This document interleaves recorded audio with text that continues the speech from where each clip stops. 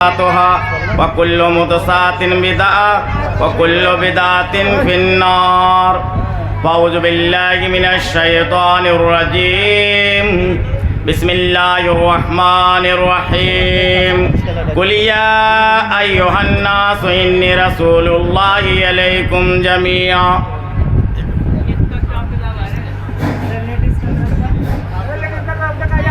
Committee کے جتنے ذمہ داران ہیں آپ لوگ جو جتنا مزہ اڑا رہے ہیں نا یہ اچھی بات نہیں. یا تو اسٹیج میں بیٹھے تو آپ ڈھنگ سے بیٹھے یا کرسی لگے وہاں بیٹھے. ایسے لگتا ہے سب بڑی اکیلا جوڑ دیا آپ. اتنا شور تو بچا رہے ہیں بھائی. حدیث قرآن کی بات چل رہی ہے. اطمینان سے آپ سنیں. مقرر بلائیں باہر سے کم سنیے تو. وقال الله تبارك وتعالى في موضع آخر ما كنت تدري ما الكتاب والإيمان سورہ 51 نمبر آیت. پہلی آیت میں نے جو تلاوت کی سورہ اعراف کی 158 نمبر آیت. اللہ تبارک و تعالیٰ کا حمد و ثنا ہے کہ اللہ تبارک و تعالیٰ نے ہمیں مسلمان بنایا اور مسلمانوں میں سے بھی اسلام کے ماننے والوں میں پیدا کیا. ایمان کی یہ دولت بہت بڑی دولت ہے جس دولت کے خاطر اللہ کے نبی صلی اللہ علیہ وسلم بہت غم جن کے بعد بہت مصیبت اور بہت پریشانی جھیلنے کے بعد اللہ کے نبی صلی اللہ علیہ وسلم نے دین کو زندہ کرنے کے لیے انتہا کوشش کی جس کے وجہ سے آج ہم اپنے آپ کو مسلمان کہلاتے ہیں یا مسلمان ہونے کا دعویٰ کرتے ہیں.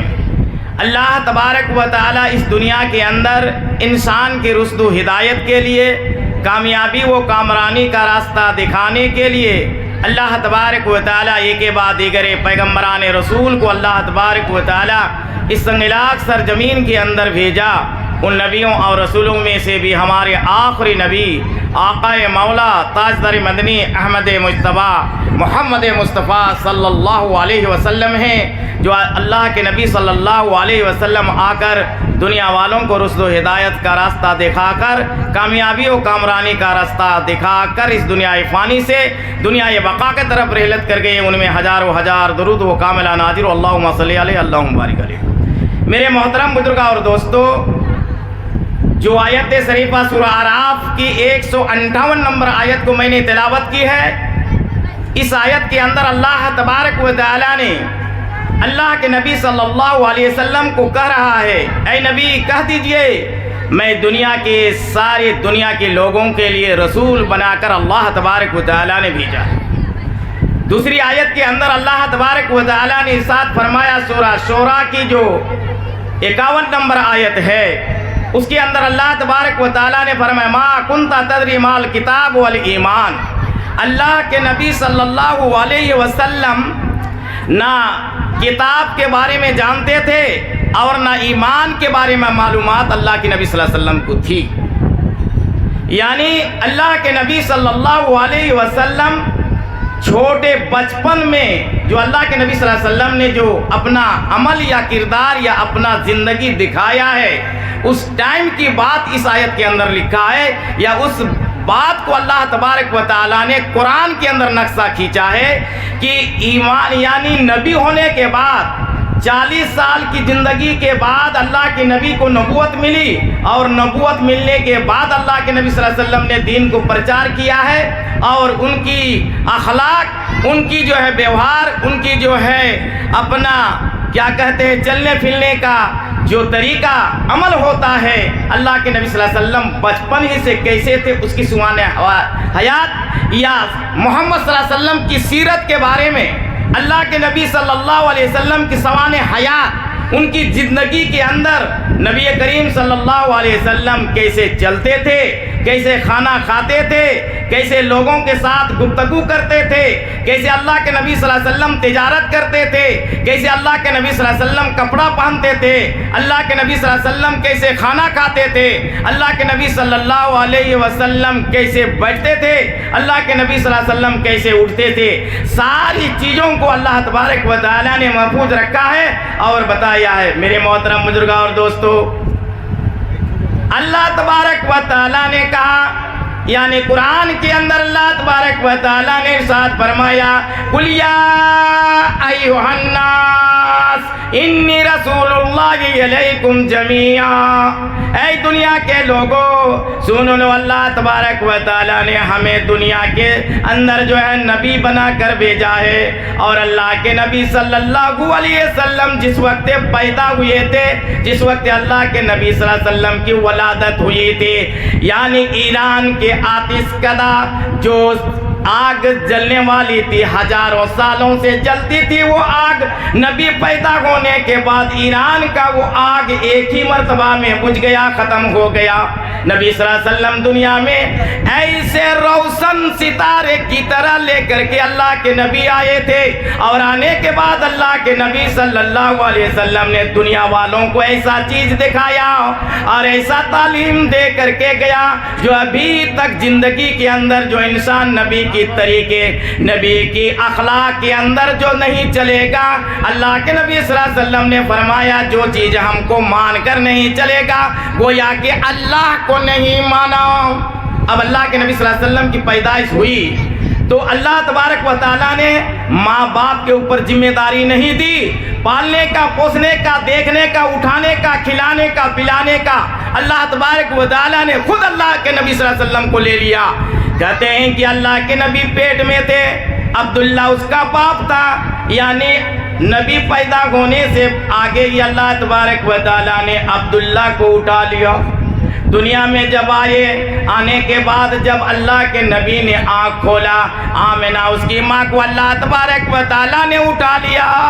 اس کے بعد جو ہے عبد المطلب نے اس کا دادا جو ہے کیا کہتے ہیں پالنے کا ذمہ داری جب لے لیا۔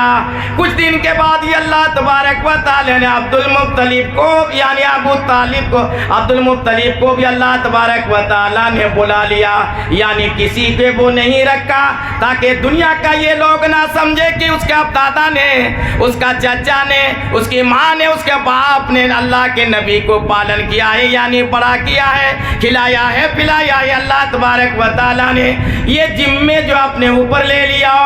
اب کیا ہوا؟ یہ واقعہ آپ شاید مولوی لوگوں کے پاس سنے ہوں گے، پھر بھی میں دوہرا دیتا ہوں، آگے چل کر انشاءاللہ دوسرے چیز آئیں گے نبی کے بارے میں۔ تو کہتے ہیں اللہ کے نبی صلی اللہ علیہ وسلم پیدا ہوئے، عرب کے سے باہر میں رہنے والی، دیہات میں رہنے والی لڑکیاں اور عورتیں جو ہے بچہ لینے کے لیے مکہ آتی تھی، اور آنے کے بعد چھوٹے بچے کو لے جا کر کے اپنا کیا کہتے ہیں پوستی تھی، اور اس کے اندر گزار اوقات کرتی تھی، کھانا پینا چل جاتا تھا۔ اسی لیے جو عرب کے اندر آئی اور آنے کے بعد جو ہے بچوں کو ڈھونڈنے لگی، کس کے گھر میں جو ہے نبی یعنی چھوٹے بچے پیدا ہوئے ہیں۔ کہتے ہیں کہ اللہ کے نبی صلی اللہ علیہ وسلم جو ابو طالب کے گھر میں یعنی ابو طالب کے گھر میں جب تھے تو اللہ کے نبی صلی اللہ علیہ وسلم کے جو ہے ان کے گھر میں بھی دستکیں ہوئی۔ یہ آمنہ پاٹ کھولتی ہے، دروازہ کھولتی ہے، کھولنے کے بعد جو ہے جو عورت باہر سے یعنی دیہات قبیلے سے دیہات سے آئے وہ لڑکی پوچھتی ہے کہ تمہارے گھر میں بچہ پیدا ہوا، چھوٹا بچہ ہے؟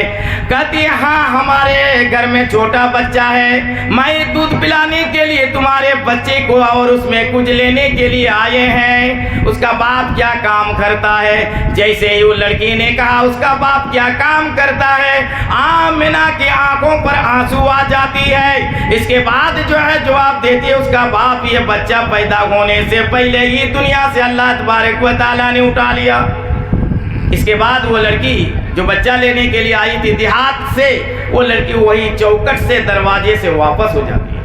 پھر دوسرے لڑکی آتی ہے، پھر جو ہے یہی سوال کرتی ہے، आमिना कहती है कि आमिना को सवाल करती है कि उसका बाप क्या काम करता है। भाई वही सवाल वही जवाब, उसका बाप दुनिया में नहीं है, ये बच्चा पैदा होने से पहले ही अल्लाह ने उसको उठा लिया।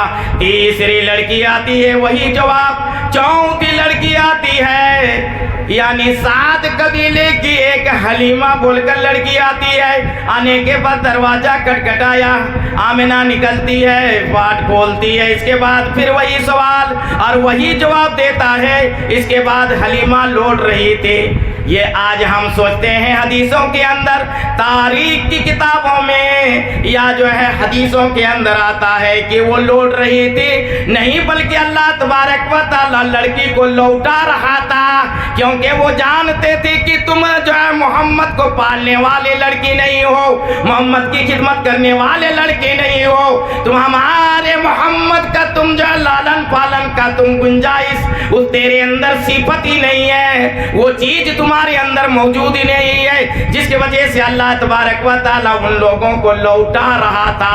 लौट नहीं रही थी बल्कि अल्लाह लौटा रहा था। इसके बाद हलीमा कहती है, कुछ दूर जाने के बाद लौट कर आती है, आमिना तुम्हारा बच्चा को दिखा दो, एक झलक तो तुम्हारी बच्ची को मेरे नजरों के सामने ला कर दिखा दो। आमिना कहती है कि जब तुमको दूध ही पिलाने का ना हो तो तुम बच्चे को देखकर क्या करोगे, क्या करोगे देखकर। इसके बाद हलीमा आमिना के साथ जाती है और मोहम्मद सल्लल्लाहु अलैहि वसल्लम को यानी आमिना ने गोद पर दिया। हलीमा कहती है कि मैंने इतने दुनिया के अंदर, इतने जिंदगी के अंदर बहुत सारा बच्चों को मैंने अपने गोद में लिया, लेकिन इस तरह ऐसा बच्चा चेहरा वाला और खूबसूरत बच्चा मैंने जिंदगी में नहीं पाया। आमिना मैं इस बच्चे को दूध पिलाने के लिए तैयार हूँ, चाहे तुम रुपया दोगे या ना दोगे, लेकिन मैं तैयार हूँ। आमिना कहती है, बहन मेरी ये ना समझना का यतीम है, इसका बच्चा जो है ये पालने वाला उसका बाप नहीं है, लेकिन तुम खिदमत करने में कसर ना करना, मैं तुमको जरूर जो है कुछ दूंगा, जरूर मैं तुम्हारी खिदमत करूंगा। हलीमा जो है बच्चे को लेकर के जाती है। वो जो जितने भी लड़कियां, जितने भी औरतें और जितने भी जो है लड़की आई थी अरब के बाहर कबीले से, देहात से, सारे के सारे हलीमा का इंतजार कर रही है कि वो कब बच्चा लेकर आएगा। बैठी हुई है बाहर में, सब बैठकर बात कर रही है, तुम किसका बच्चा लाए हो। कोई कहता मैं चौधरी के बच्चा लेकर आया हूँ, दूसरा को सवाल करता तुम किसका बच्चा लेकर आए हो।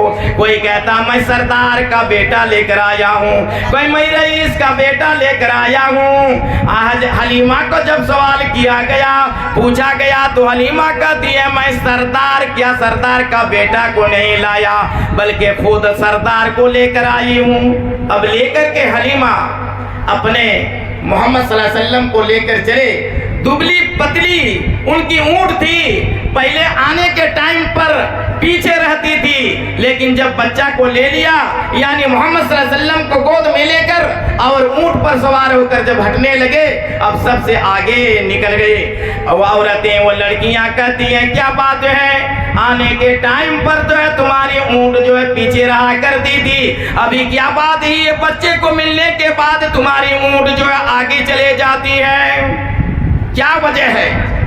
कहा कि सवार तो वही है, सवार बदल गया है, यानी वही ऊंटनी है, वही मैं हूँ, लेकिन एक ऐसा सवार इसके अंदर सवार हुआ है, अल्लाह तबारक व तआला ने इसको बरकत नाजिल कर दी है। मेरे मोहतरम बुजुर्ग और दोस्तों, मेरी माँ और बहनें, अच्छी तरह वाकया सुनेंगे अबू तालिब का।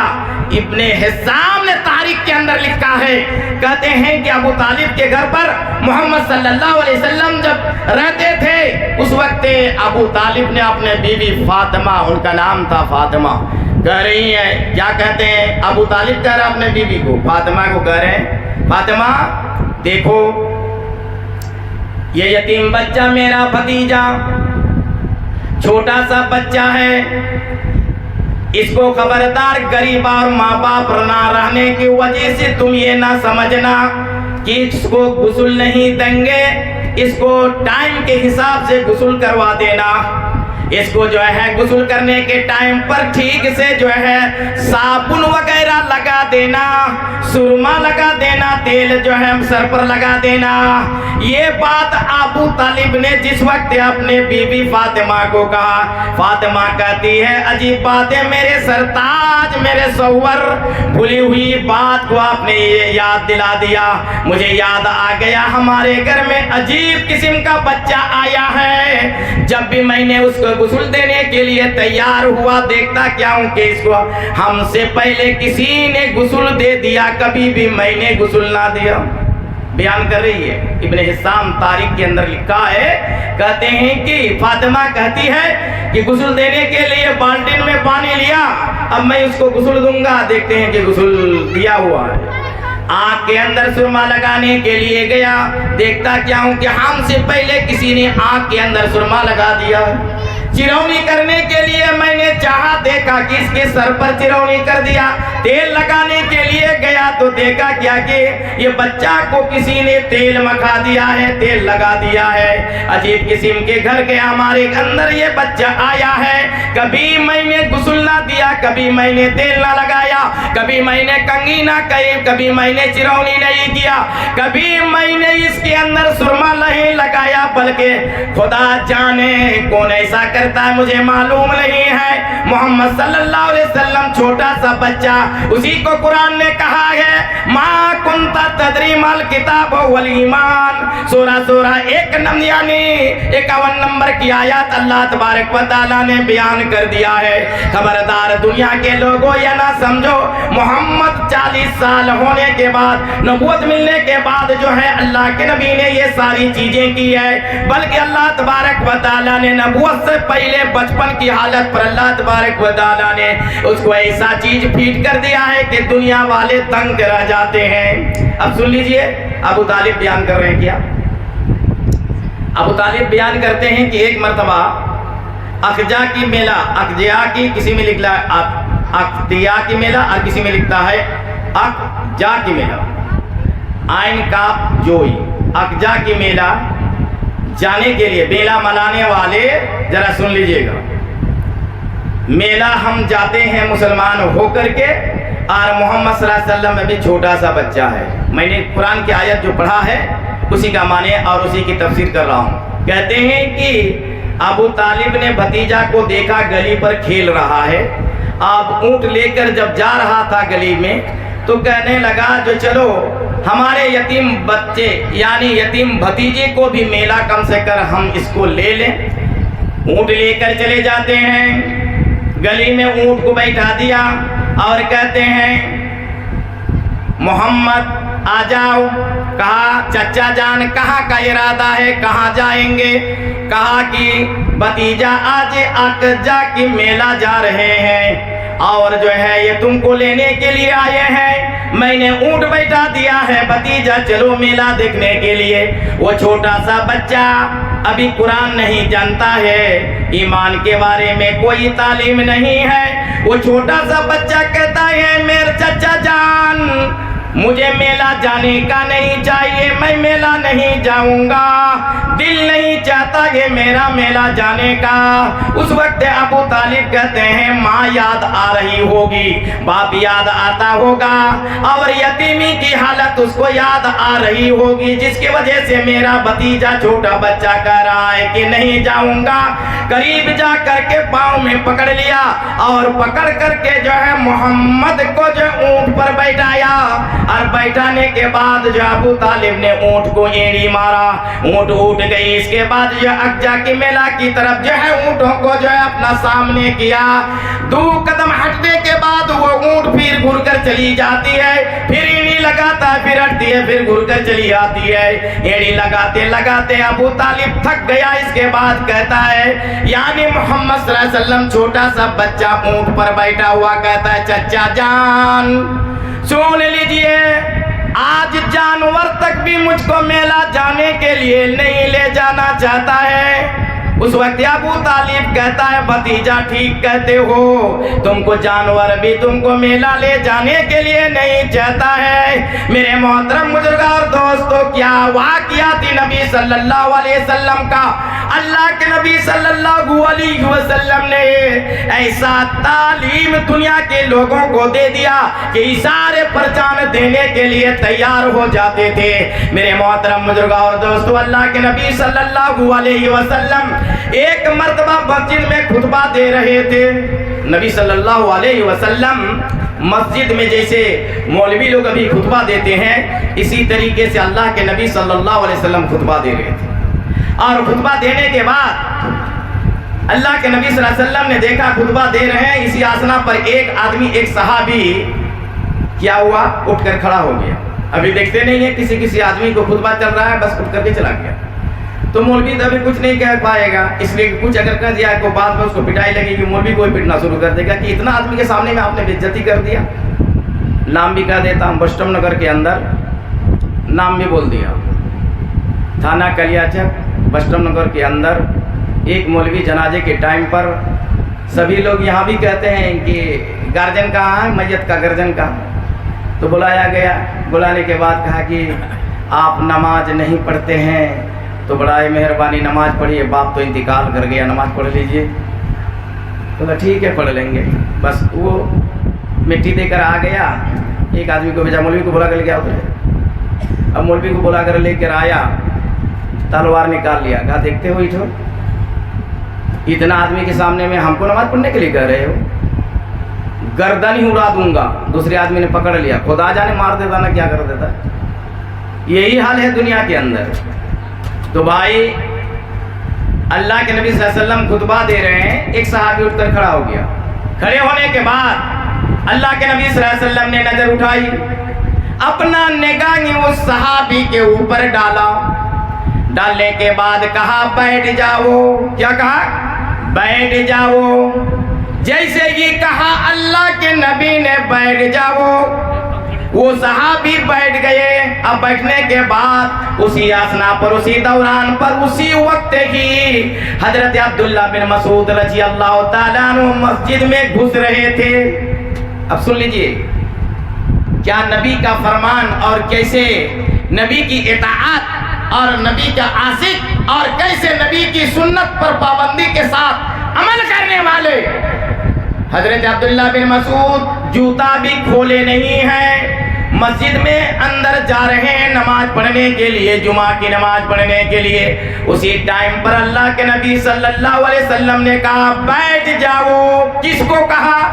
کچھ بھی بات معلوم نہیں ہے۔ عبداللہ بن مسعود دروازے پر جوتی کے اوپر بغیر کھولے ہوئے بیٹھ گئے۔ نبی کا وارڈر ہے یا کیا؟ اللہ کے نبی کی وارڈر آنے کے بعد ایک قدم بھی نہیں بڑھ سکتے ہیں۔ حضرت عبداللہ بن مسعود بیٹھ جاتے ہیں۔ بیٹھنے کے بعد اللہ کے نبی خطبہ دیتے دیکھتے ہیں کہ عبداللہ بن مسعود جلیل القدر صحابی مسجد کے دروازے پر جوتے کے اندر بیٹھے ہوئے ہیں۔ اللہ کے نبی نے کہا کیا بات ہے اے عبداللہ بن مسعود، تم جوتے پر کیوں بیٹھ گئے ہو، اندر کیوں نہیں گھس رہے ہو؟ حضرت عبداللہ بن مسعود اٹھ کر کھڑے ہو جاتے ہیں اور ادب سے کہتے ہیں اللہ کے نبی صلی اللہ علیہ وسلم، جس وقت میں دروازے پر مسجد میں گھس رہا تھا اللہ کے نبی آپ نے کہہ دیا بیٹھ جاؤ۔ آپ کی کانوں پر میری آواز آنے کے بعد اے ابن مسعود، تو ایک قدم بھی اگر تم بڑھو گے تو تم مسجد کی طرف نہیں بڑھو گے، جہنم کے دروازے جہنم کی طرف بڑھو گے۔ اسی لیے میں نے سوچ لیا کہ نبی کا حکم آنے کے بعد ایک قدم بھی عبداللہ بن مسعود خبردار اپنا پاؤں کو نہ بڑھاؤ، اسی جگہ میں بیٹھ گیا۔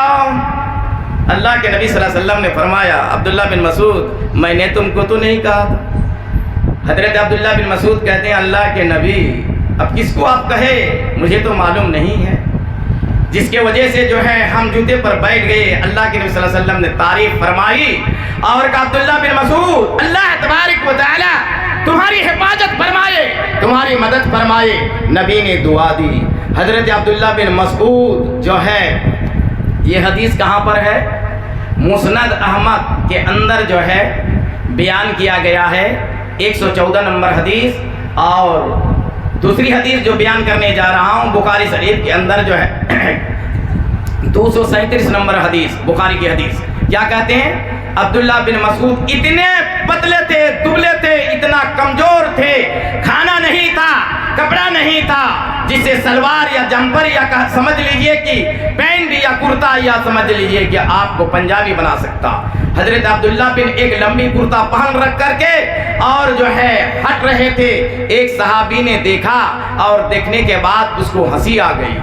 اللہ کے نبی صلی اللہ علیہ وسلم نے دیکھا، دیکھنے کے بعد جو ہے اللہ کے نبی صلی اللہ علیہ وسلم فرماتے ہو تم عبداللہ بن مسعود کی ٹینگ کو اور اس کی جو ہے چلنے ہٹنے کو تم دیکھ کر کے ہنستے ہو، جانتے ہو اللہ تبارک و تعالیٰ کے یہاں احد پہاڑ سے بھی زیادہ اس کا ٹانگ جو ہے، اس کا جو ہے پیر مضبوط ہے، اگر اس کے اندر چڑھا دیا جائے تو اس سے بھی زیادہ مضبوط طاقت رہ جائے گا، ٹوٹے گا نہیں۔ بخاری شریف 237 نمبر حدیث۔ اب اللہ کے نبی صلی اللہ علیہ وسلم، پھر بخاری ابو داؤد کی حدیث ہے، اللہ کے نبی صلی اللہ علیہ وسلم ایک مرتبہ صحرا کے اندر جہاں پر چٹیلی بیدان پتھریلی زمین کے اندر اللہ کے نبی صلی اللہ علیہ وسلم نماز پڑھا رہے تھے، نماز پڑھا رہے تھے اللہ کے نبی صلی اللہ علیہ وسلم۔ نماز پڑھاتے پڑھاتے اللہ کے نبی صلی اللہ علیہ وسلم نے جوتا مبارک کو اتار لیا۔ صحابہ کرام نے دیکھا اللہ کے نبی نے جوتے مبارک کو اتار لیا ہے۔ اس کے بعد جو ہے صحابہ کرام سارے کے سارے جوتے کو اتار لیے۔ اللہ کے نبی سلام پھرنے کے بعد دیکھا کہ سارے لوگ جوتا کو اتار لیے۔ نبی نے کہا تم لوگ کیوں جوتا اتارا؟ کہا کہ اللہ کے نبی آپ نماز پڑھا رہے ہیں، آپ جوتا کھول دیں گے اور ہم لوگ جوتا پہن کر کے نماز پڑھیں گے۔ یہاں سے مسئلہ سمجھ لیجئے بھائی، دو چیز بتا رہا ہوں، جوتا پہن کر نماز پڑھنا سنت، گندگی اگر نہ لگی ہو تو۔ دوسری بات، اللہ کے نبی صلی اللہ علیہ وسلم اگر عالم الغیب ہوتے، غیب کی بات اگر نبی جانتے تو پیر پر جوتا کے اندر گندگی لگی ہوئی ہے، پھر اللہ کے نبی صلی اللہ علیہ وسلم کو معلوم کیسے نہیں ہوا؟ عالم الغیب کا بات جب نبی جانتے تھے تو پھر جوتے کے اندر گندگی لگی ہوئی ہے، اس چیز کو نبی کو معلوم کیوں نہیں ہوگا؟ میرے محترم بزرگ اور دوستو، اس سے پتہ چلتا ہے کہ اللہ کے نبی صلی اللہ علیہ وسلم عالم الغیب نہیں تھے۔ اب رہی جوتا پہن کر نماز پڑھنا سنت ہے اگر آپ جو ہے جوتے کے اندر گندگی نہ لگی ہو تو۔ اور باہر میں جنازے کی نماز کے ٹائم پر تو جوتا پہن کر نماز پڑھنا بہتر ہے، اس لیے جو زمین گندگی رہتی ہے جوتا پہن کر ہی نماز پڑھنا بہتر ہے۔ اب جوتا کو اللہ کے نبی صلی اللہ علیہ وسلم نے کھول دیا اور اس کے بارے میں اللہ کے نبی صلی اللہ علیہ وسلم نے فرمایا میں نے جوتا اس لیے کھولا تھا کہ میری جوتے پر گندگی لگے ہوئے تھے۔ نماز کے دوران نماز کی حالت پر حضرت جبریل علیہ السلام آئے اور آنے کے بعد کہا اے اللہ کے نبی، آپ کی جوتی کے اندر گندگی لگی ہوئی ہے، آپ کھول دیجئے۔ یعنی نبی کو وحی کے ذریعے سے، فرشتوں کے ذریعے سے جو بتایا گیا کہ آپ کی جوتی کے اندر گندگی لگی ہوئی ہے، اللہ کے نبی صلی اللہ علیہ وسلم نے جوتے اتار دیا۔ یہ تو میری حالت تھی، تم لوگ جو ہے جوتے کو کیسے اتار دیے؟ صحابہ اکرام کہتے ہیں اللہ کے نبی صلی اللہ علیہ وسلم آپ کی اتباع، آپ کی پیروی ہم لوگوں نے کیا، جو آپ نے جوتے کو اتار دیا جس کی وجہ سے ہم لوگوں نے بھی جوتے کو اتار دیا۔ اب سن لیجئے قبلے کے بارے میں۔ پہلے قبلے کدھر؟ نماز جو ہم لوگ پڑھ رہے تھے بیت المقدس کی طرف، بعد میں جو ہے نا ہوا بیت اللہ کی طرف۔ وہ ٹائم کس وقت تھا؟ ظہر کا ٹائم۔ اللہ کے نبی صلی اللہ علیہ وسلم کا ایک پڑوسی مدینے کے اندر رہنے والا تھا، وہ جو ہے مدینے کے اندر شہر پر گیا، یعنی اللہ کے نبی صلی اللہ علیہ وسلم کے یہاں پر گئے۔ وہ صحابی بازار کرنے کے لیے گیا تھا اور جا کر کے اللہ کے نبی صلی اللہ علیہ وسلم کے ساتھ ظہر کے ٹائم پر نماز پڑھنے لگا۔ نماز پڑھتے پڑھتے دیکھا کیا، نماز وہاں جیسے ہی گھسا، اللہ کے نبی صلی اللہ علیہ وسلم ظہر کے ٹائم پر نماز پڑھا رہے ہیں، بیت المقدس کی طرف نہیں بلکہ بیت اللہ شریف کی طرف، کعبے کی طرف منہ کر کے نماز پڑھا رہے ہیں۔ اس کے بعد وہ صحابی نے ظہر کی نماز پڑھی، سودا خریدا، بازار کیا، اور جلدی سے جھٹ کر کے جو وہاں سے مدینے سے نکل کر اپنا دیش کے اندر یعنی اپنا دیہات کے رہنے والا تھا، جانے لگا۔ جانے کے بعد جو ہے دیکھا کہ عصر کی اذان ہو چکی ہے، فوراً ہی سامان کو گھر میں رکھ دیا، اور رکھنے کے بعد جو ہے جھٹ پٹ وضو بنا کر کے مسجد میں جاتے جاتے امام نے جو ہے کیا کیا، اللہ اکبر کر کر نماز شروع کر دیا۔ یہ صحابی رسول جس وقت مسجد میں گھوسا دیکھتا ہے کہ عصر کی نماز امام نے شروع کر دیا ہے، وہ بھی بیت المقدس کی طرف منہ کر کے نماز شروع کر دیا ہے، فوراً باہر سے ہی وہ صحابی کہتے ہیں، اے نبی کے ماننے والے، میں نے جوہر کی نماز پر اللہ کے نبی صلی اللہ علیہ وسلم کے ساتھ نماز پڑھی ہے، اللہ کے نبی نے بیت المقدس کی طرف منہ کر کے نماز نہیں پڑھی، بلکہ بیت اللہ شریف یعنی کعبے گھر کی طرف منہ کر کے نماز پڑھی۔ امام جو ہے آگے سے پیچھے کی طرف آ کر کے نماز شروع کر دیا۔ نماز جب ختم ہو گئی، ایک صحابی کہتے ہیں، ارے یار تم بھی نماز پڑھا رہے ہو تو کم سے کم رکوع سے یعنی اوپر اٹھنے دیتے، اور اس کے بعد اب جو ہے نا قبلہ کو بدل لیتے۔ کہا کہ جانتے ہو نبی کی حکم آنے کے بعد، نبی کی بات پہنچنے کے بعد 1 منٹ بھی میں اپنا من مانی نماز اگر پڑھ لوں گا تو یہ میری نماز نہیں ہوگی بلکہ باطل ہو جائے گی۔ یہ بھی بخاری شریف کی حدیث کیا کہتے ہیں، یہ 525 نمبر حدیث اللہ کے نبی صلی اللہ علیہ وسلم نے بیان کیا ہے بخاری شریف کے اندر۔ میرے محترم بزرگ اور دوستو، تو اللہ کے نبی صلی اللہ علیہ وسلم اس طریقے سے صحابہ اکرام مانتے تھے۔ پھر بخاری شریف کے اندر جو ہے لکھا ہوا ہے کیا، ایک صحابی اللہ کے نبی صلی اللہ علیہ وسلم کے پاس آیا، اور آنے کے بعد اللہ کے نبی دیکھتا ہے کہ وہ صحابی جو ہے سونا کا انگٹھی، شادی بنانے والے اور شادی میں انگٹھی لینے والے، تھوڑا حدیث تو سن لیجئے گا، اور شادی کے اندر ڈیگ بجانے والے، اچھی طرح حدیث تو سن لیجئے گا۔ کیا کہتے ہیں، اللہ کے نبی صلی اللہ علیہ وسلم کے پاس ایک صحابی آتے ہیں، انگٹھی بنا ہوا ہے، وہ بھی سونا کا ہے۔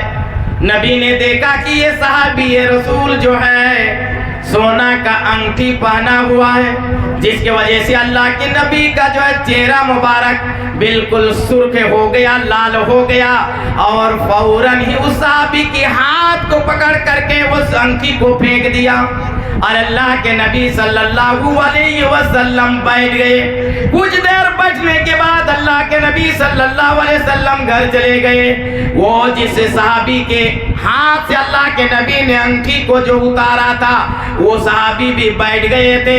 جب اللہ کے نبی گھر چلے گئے اس وقت یہ صحابی جو ہے پھر اٹھ کر کے گھر جانے لگا۔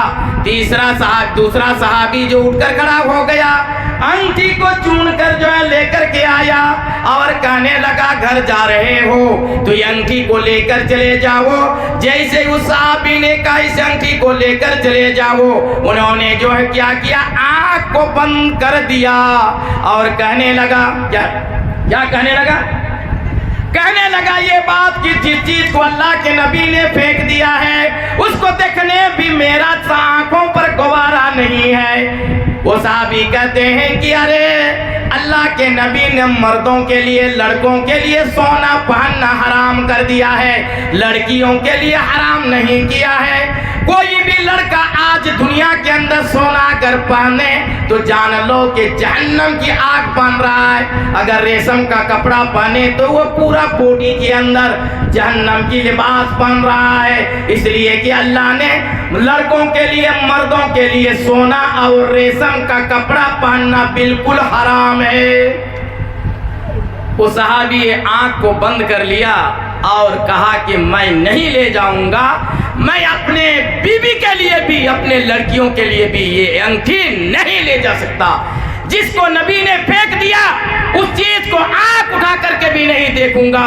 اور دنیا کے انسانوں، مسلمان کا دعویٰ کرنے والے، شادی میں سونا لینے والے حلال ہے، کہاں سے پا رہے ہو دلیل؟ اور کہاں سے تم کو کون مولوی یا کہاں حدیث تم کو مل گئی جس کے وجہ سے سونا کا انگٹھی لگے گا؟ یہ بات कैसे जुबान पर निकालते हो। अफसोस है मुसलमानों, खबरदार हदीस व कुरान को सुनने के बाद अमल करने की कोशिश करेंगे, वरना कयामत के दिन बहुत सख्त है। ये जलसा एक तो जन्नत जाने का रास्ता है, वरना जान लो, सुन लो और अच्छी तरह दिमाग पर रख लो, ये जलसा जहन्नम में जाने का एक रास्ता बनता है। आप सुनने के बाद, हदीस सुनने के बाद, अल्लाह की कुरान सुनने के बाद अगर अमल नहीं करेंगे मेरे मोहतरम बुजुर्ग और दोस्त, तो जहन्नम में जाने का रास्ता बन जाएगा। और ये दलील बनेगी जहां तक ये आवाज जा रही है, जहां तक ये आवाज गाछ पाला जितने भी पत्थर हैं, इटकल हैं, सारे के सारे क़यामत के दिन गवाही देंगे कि 11:30 बजे रात को फला मौलवी ने तकरीर किया था और तू सुना था, तुम जानते हो, सारे चीजें गवाही देंगे क़यामत के दिन।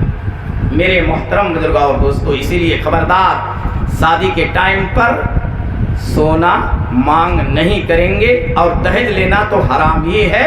अब रही बात, अल्लाह के नबी सल्लल्लाहु अलैहि वसल्लम दुनिया के अंदर रहते थे, इतनी लड़ाई की जिसको कहा जाता है सुजाअत रसूल। नबी सल्लल्लाहु अलैहि वसल्लम की शक्ति, हिम्मत और जवान मर्दी। अल्लाह के नबी सल्लल्लाहु अलैहि वसल्लम कैसे थे?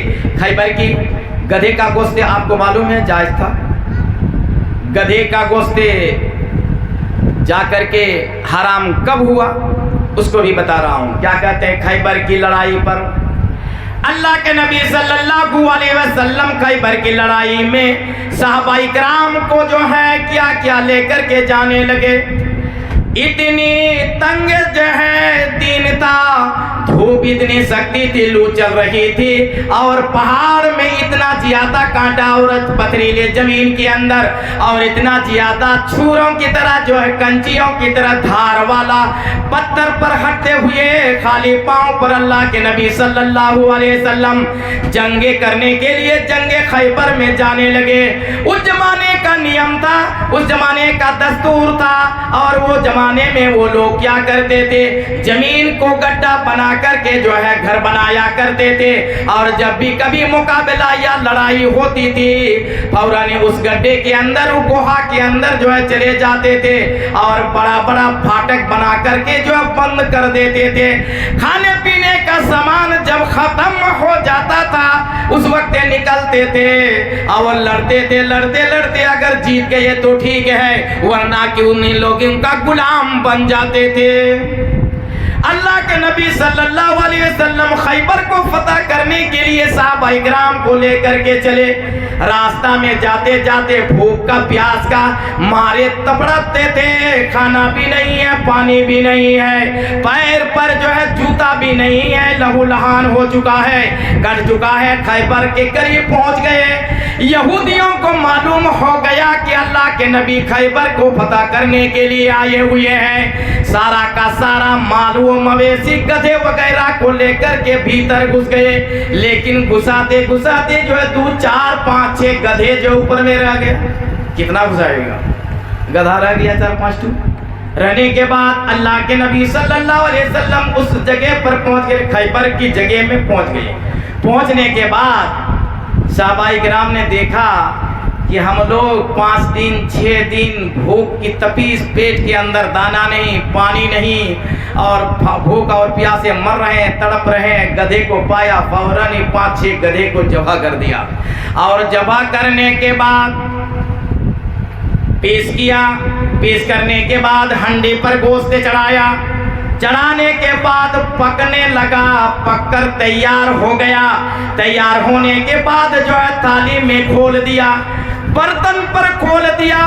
लोग खाने के लिए दस्तरखान बिछाए और बिछाने के बाद खाने के लिए अब बैठ गए और बैठने के बाद जैसे ही वो लुकमा यानी गोश्ते को क्या किया मुंह में लेने वाले थे, उसी वक्त ही अल्लाह के नबी सल्लल्लाहु अलैहि वसल्लम ने हजरत अबू तलहा रज़ी अल्लाह ताला अन्हु को बुलाया और बुलाने के बाद कहा इधर आओ। लब्बैक کہ اللہ کے نبی صلی اللہ علیہ وسلم حاضر ہیں. اے اللہ کے نبی فرمائیے. اللہ کے نبی صلی اللہ علیہ وسلم نے فرمایا جاؤ ابو طلحہ اعلان کر دو اللہ اور اللہ کے رسول نے گدھے کے گوشت کو آج سے حرام کر دیا ہے. حدیث تو سن لیجئے کیا کہا. حدیث تو کیا کہا. حضرت ابو طلحہ بیان کرتے ہیں نبی کی حدیث کو. یا ایھا المؤمنو یا ایھا الناس آن اللہ ورسولہ حرم علیکم اللحم الحمراء. اللہ کے نبی صلی اللہ علیہ اے دنیا کے مومنوں اے دنیا کے لوگوں سن لو. اللہ اور اللہ کے رسول صلی اللہ علیہ وسلم نے آج سے گوشت کو گدھے کی گوشت کو حرام کر دیا ہے. خبردار گوشت نہ کھاؤ.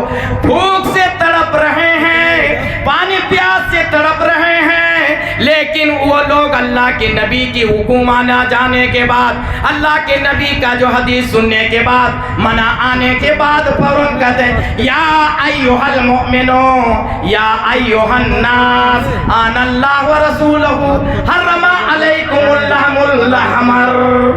حمر کے معنی گدھا, لحم معنی گوشت, حرم معنی حرام کر دیا, آن اللہ معنی اللہ کے رسول اور اللہ نے حرام کر دیا. 11:30 تک 24 ہو گیا, ختم ہو گیا. تب کیا بتائیں گے. 24 ہوا, جو ٹائم وہ بتا دیا گیا. ابھی تک تو اصل بات بتائی گئی. تو اللہ کے نبی صلی اللہ علیہ وسلم نے جیسے ہی یعنی اعلان کروایا ابو طلحہ سے, صحابہ کرام نے وہ گوشت بھوک کے بھوک رہ گئے, سارا کا سارا گوشت کو کیا کیا, رکھ دیا, ختم کر دیا. اللہ کے نبی صلی اللہ علیہ وسلم کے آرڈر آنے کے بعد ایک بھی لقمہ نہیں لیا اور گدھے کا گوشت اسی وقت حرام ہوا. یعنی خیبر کی لڑائی پر اللہ تبارک و تعالیٰ نے گوشت کو, گدھے کا گوشت کو حرام کیا. اب کوئی تھوڑا سا بات بتا دیتا ہوں. چوہے کا گوشت حلال ہے, کتے کا گوشت حرام ہے. آج ہی جمعہ کے مہینے نیو مارکیٹ میں بتایا کیا کہ قرآن کے اندر کتا حلال ہے کہ حرام ہے, نہیں ہے. چوہے کا گوشت حلال ہے کہ حرام ہے, نہیں ہے. کہاں پائیں گے؟ تو حدیث کے اندر, حدیث میں ہے, قرآن کے اندر نہیں ہے. تو اللہ کے نبی صلی اللہ علیہ وسلم کے آرڈر آنے کے بعد صحابہ کرام جو مان لیتے تھے, اللہ کے نبی صلی اللہ علیہ وسلم لڑائی کے میدان پر جاتے تھے.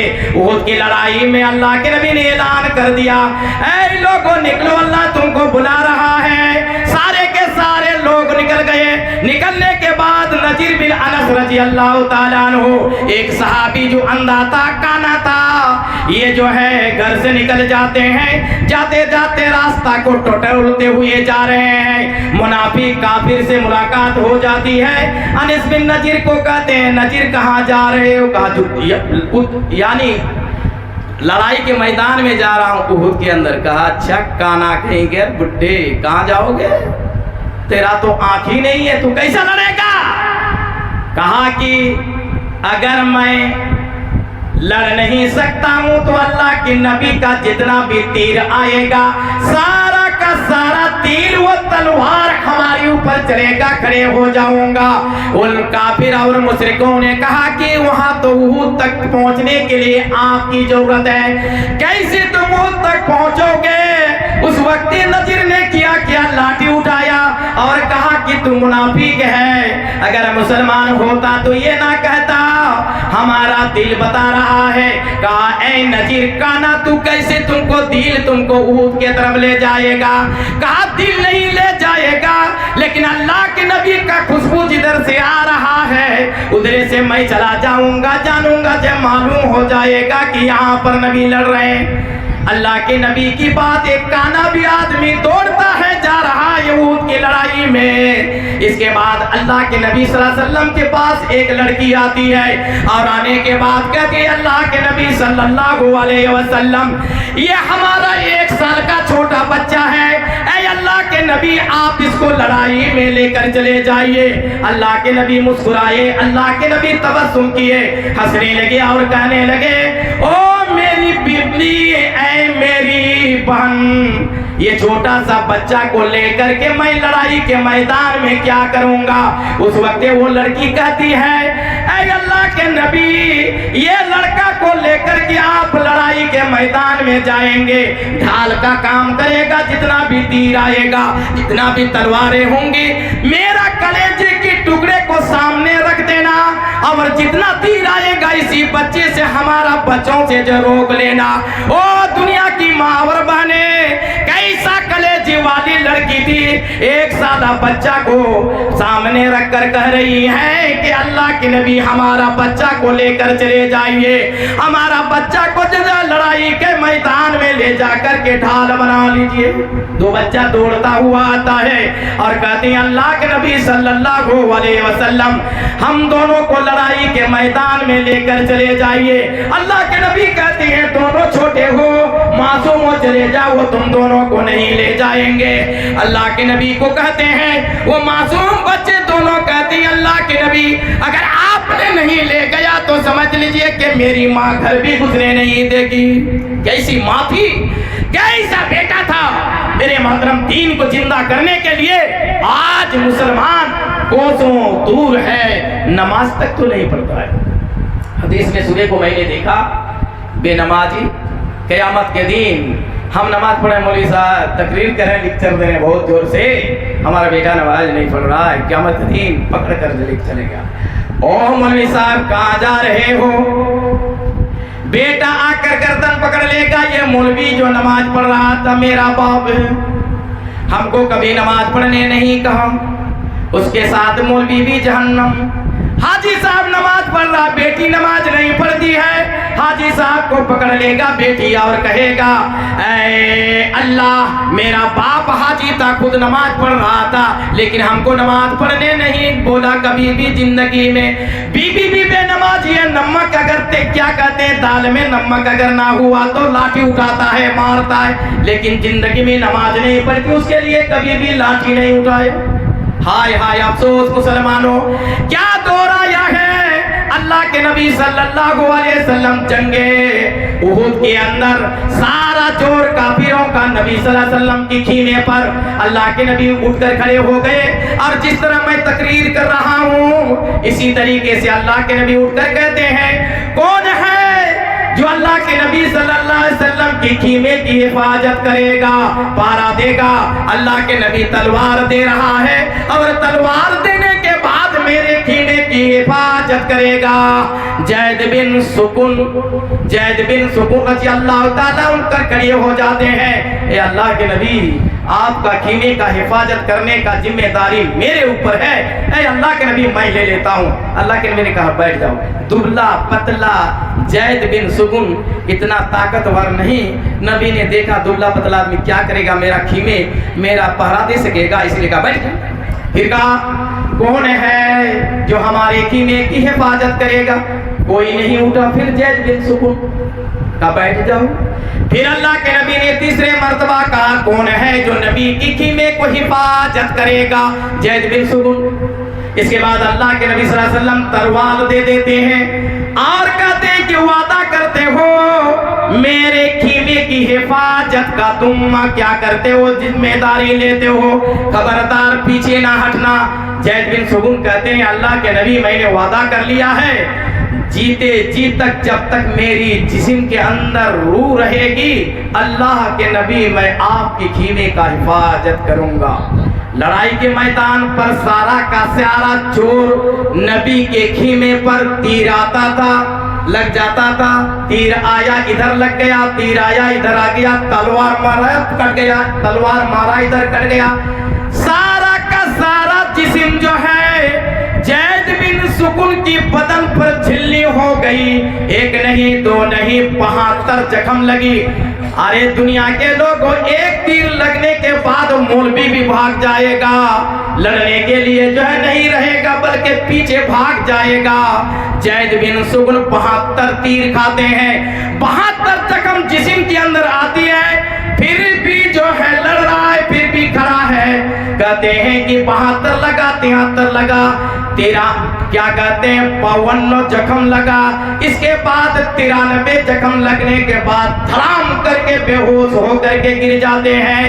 حضرت جبیر اور ابو طلحہ دوڑتا ہوا آتا ہے اور جو پکڑ کر لے جاتا ہے. اس کے بعد ہوش جب آیا, کہاں لے جا رہے ہیں؟ کہا ہم لوگ لے جاتے ہیں زخمیوں کے خیمے پر لے جا رہے ہیں. کہا میں نہیں جاؤں گا, جب تک میرے جسم کے اندر روح رہے گی تب تک میں اللہ کے نبی کے خیمے کو نہیں چھوڑ سکتا.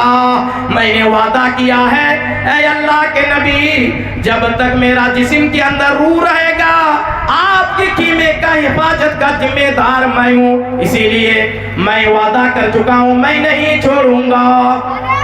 تب کیا کریں گے؟ کہا نبی صلی اللہ علیہ وسلم کے خیمے پر ہم کو ٹیک لگا کر کے یعنی کھڑا کر دو, رسی سے باندھ دو. میرے کہاں جا رہے ہیں؟ چھوڑ رہے ہیں. تو اللہ کے نبی صلی اللہ علیہ وسلم کو میں نے وعدہ کیا ہے, اس لیے ہم کو سہارا دے کر کھڑے کر دو. اللہ کے نبی صلی اللہ علیہ وسلم کی بات پر اس کو کھڑا کر دیا گیا. پھر تیر آیا, تلواریں لگی. تیر تلوار کھانے کے بعد کہتے ہیں 93 زخم کھانے کے بعد بے ہوش ہو کر گرا. اللہ کے نبی خیمے سے باہر نکل کر آ گئے. زید کو دیکھا کہ پورا بدن چھلنی ہو چکا ہے, گود میں اٹھایا اور اٹھانے کے بعد جو ہے اللہ کے نبی کہتے ہیں ہائے افسوس, انہوں نے جو ہے میرا وعدہ کو پورا کیا ہے. اس کے بعد جو اللہ کے نبی کا ٹسا کر کے یعنی آنکھ سے آنسو جب گر گیا, حضرت زید بن سگن کی آنکھ پر دل پر گرا. حضرت زید بن سگن کا جو ہے بے ہوش ہو گئے تھے, ہوش میں آ گئے. آنے کے بعد کہتا ہے کہ میں خواب دیکھ رہا ہوں یا حقیقت میں نبی کو دیکھ رہا ہوں. اس کے بعد پھر آنکھ کو بند کر دیا, پھر ہوش آیا. اس کے بعد جو ہے اللہ کے نبی صلی اللہ علیہ وسلم کو کہا اے اللہ کے نبی صلی اللہ علیہ وسلم, آپ بتائیے کہ میں نے آپ کا وعدہ کو پورا کیا ہے یا نہیں؟ اللہ کے نبی صلی اللہ علیہ وسلم نے کہا اے زید بن سگن, تم نے میرا وعدہ پورا کر لیا ہے, اللہ تبارک و تعالی بھی اپنا وعدہ پورا کر رہا ہے. ایسے کہنے کے بعد حضرت زید بن سگن نے آخری الفاظ کیا کہا تھا؟ چھوڑے آخری الفاظ یہی بتایا تھا. کیا کہہ رہا ہے اللہ کے نبی صلی اللہ علیہ وسلم؟ جاتے ہوئے آخری وقت میں آپ کا چہرہ خبردار میرے چہرے سے نہ ہٹائیں گے. قیامت کے دن اللہ تبارک و تعالیٰ پوچھے گا اے زید بن سگن, مرتے ہوئے دنیا کو چھوڑتے ہوئے جب آیا تھا تو کس کی نظر کرتے ہوئے آئے تھے؟ کس کی نظر تمہارا تھا؟ کون سا نظر دیکھتے ہوئے, کون سا پھول یا تمہارا گھر کو دیکھتے ہوئے دنیا سے آئے تھے؟ اس وقت میں کہوں گا اے اللہ, میں نے نبی کی چہرے کو دیکھتا ہوا دنیا کو چھوڑا تھا.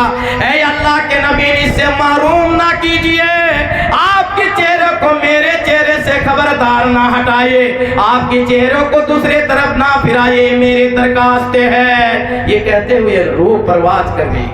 یہ تھی نبی کی عاشق. کیسے تھے دنیا والوں؟ مرتے ہوئے بھی وہ لوگ نبی کو یاد کرتے تھے اور نبی پر مر مٹ جاتے تھے.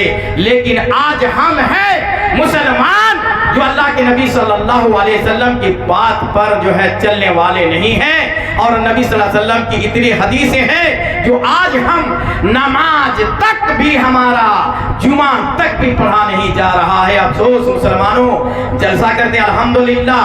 آپ لوگوں کو میری درخواست یہی ہے آخری پر کہ مسجد بناتے, من بنا للہ مسجدن, آپ لوگوں نے دان کیا ہے, خیرات کیا ہے, لیکن میرے محترم بزرگ اور دوستو, دینے کے ساتھ ساتھ عمل کیجئے کہ 5 وقت کی نماز کو آپ لوگ پڑھیے, ورنہ قیامت کے دن بے نمازی کی اتنی حسر, اتنی زیادہ کٹھین عذاب ہے. اللہ کے نبی صلی اللہ علیہ وسلم فرماتے ہیں بے نمازی جب مرتا ہے, بھوکا اور پیاسا مرتا ہے, اور مرنے کے بعد قبر کے اندر آگ دہکایا جاتا ہے، سانپ اس کے اندر مسلط کر دی جاتی ہے، بچھو اس کے اندر مسلط کر دی جاتی ہے، اور قبر اتنا تنگ ہو جاتی ہے کہ دائیں کی پسیلی بائیں کی طرف اور بائیں کی پسیلی داہنے کی طرف گھس جاتی ہے۔ اسی لیے میرے محترم بزرگ عورتوں، ما سالککم، اللہ تبارک و تعالیٰ پوچھے گا، فرشتے کہیں گے کس جرم سے تم جہنم کے اندر آئے ہو؟ تو وہ کہے گا میں نماز نہیں پڑھتا تھا۔ میرے محترم بزرگ اور دوستو، میری ماں اور بہنیں، حدیث و قرآن کو آپ سنتے ہیں، جانتے ہیں، لیکن خبردار نماز کو نہیں چھوڑیں گے۔ اسلام کے اندر سب سے پہلا حساب اول ما یحاسب بہ العبد یوم القیامہ، قیامت کے دن سب سے پہلے اللہ تبارک و تعالی نماز کا حساب ہوگا۔ اگر نماز ہماری درست ہے، نماز اگر ٹھیک نکل گئی تو ہم جو ہے قبر کے اندر بھی پار ہو جائیں گے، جا کر کے پلسرات میں بھی ہم پار ہو جائیں گے، حساب و کتاب بھی ہم پار ہو جائیں گے، پاس ہو جائیں گے، اور کہتے ہیں تراجو کے وہاں بھی ہم پار ہو جائیں گے، ہمارا وزن ہو جائے گا۔ اور اگر ہم نے نہیں پڑھا تو قیامت کے دن عذاب ہوگی۔ اللہ کے نبی صلی اللہ علیہ وسلم فرماتے ہیں مسجد بنا، ایک واقعہ بتا دیتا ہوں تو پھر دان نہیں کیجیے گا، مسجد بنا دیجئے، کعبے گھر بنا دیجئے، 18 مرتبہ حج کر دیجئے، کتنوں کر لیجئے، لیکن اگر توحید ایک بات ہی اللہ کو ماننے والا نہ ہوگا تو سمجھ لیجئے ساری عبادتیں غیرت ہو جائے گی۔ ابو جہل یہ کیا کرتا تھا؟ ہزاروں مرتبہ حج کیا تھا، اور کہتے ہیں کہ 2000 ہر سال کپڑا، ٹھیک ہے الحمدللہ بعد میں بولی گا، 2000 کپڑا بن کر کے بیوہ لوگوں کو جو ابو جہل دیا کرتا تھا، 1000 آدمی کو ستو گھول کر کے پلایا کرتا تھا۔ کون؟ ابو جہل۔ پھر بھی جہنم میں اسفل السافلین، جہنم میں سب سے نیچے درجے کے اندر وہ ابو جہل ہوگا جو اتنا کپڑا ہر سال بانٹا کرتا تھا، ستو حاجی لوگوں کو پلایا کرتا تھا۔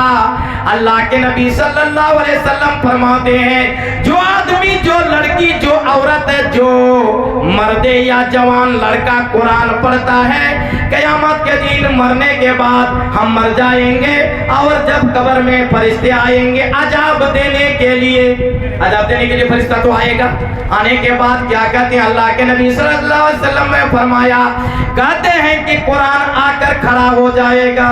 قرآن پڑھنے والے، قرآن پڑھنے کا نبی نے کہا جو آدمی قرآن کی تلاوت کرتا ہے، اللہ تبارک و تعالیٰ کے فرشتے جب عذاب والے آ جائیں گے قرآن کھڑا ہو جائے گا۔ کیسا کھڑا ہوگا؟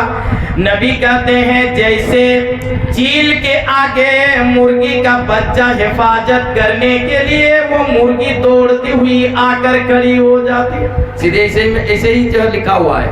اور وہ کتاب بغیر دلیل کا کوئی بھی چیز میں پیش نہیں کرتا ہوں، میرے بیگ میں سب چیز موجود ہے، وہ تقریر بھی کرتا ہوں، مجھ کو اچھا کہے یا خراب کہے، کتاب وہاں ممبر پر رکھ کر تقریر کرتا ہوں۔